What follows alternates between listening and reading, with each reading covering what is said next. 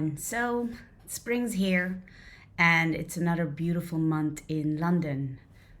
I'm back from my trip. It was a wonderful time to be in Curacao and especially to be part of a charity seminar and start back the retreats of Befriend Your Mind. Now, it's still a work in progress because this has been a retreat after so many years. One of the things that came back often in my conversations with clients while there is this idea of burnout and stress being something that feels like it's a temporary moment in our lives.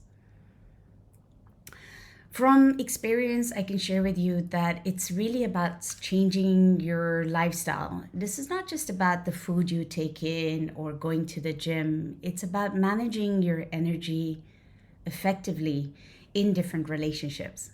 April is the month of stress awareness. So I thought, why not just share how to elevate your voice, how to manage your time a little bit more so that you don't fall into the traps of stress. The first thing is you want to realize that stress is not necessarily a bad thing. It's our relationship towards stress that makes all the difference. For example, in the UK, did you know that about 61% of the workforce is always exhausted after work? They have to do their daily responsibilities as well. By then, when it comes to the evening, they're too exhausted to do any of this self-care work. They just want to relax and take their minds off things. I get it. I've been there. I remember having a tall list of self-care and I was just exhausted. The 1 hour of doing this and the 1 hour of doing that.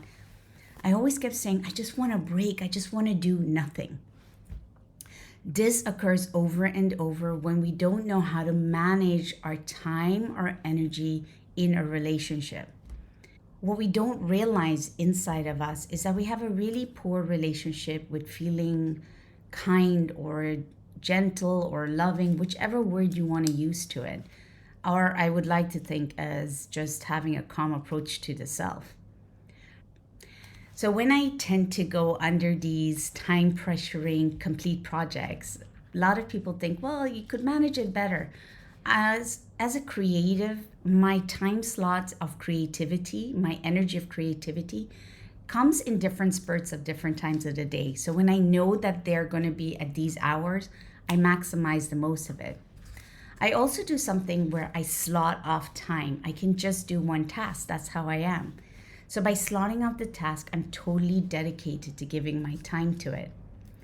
This is one way of managing my stress with a project, is that I know what it takes from me now to be able to deliver that project. And by weighing that in, I then ask myself, how do I balance my to-do list? I invite you to do the same. Take a piece of paper, write down all the things you need to do, and then ask yourself how much time is that going to take to complete that? And then ask yourself, when does that energy that matches that to-do list come? At which hours does it tend to come in the day? Try it out. Let me know how you get on. So this month, my focus is going to be on how do you manage your stress better.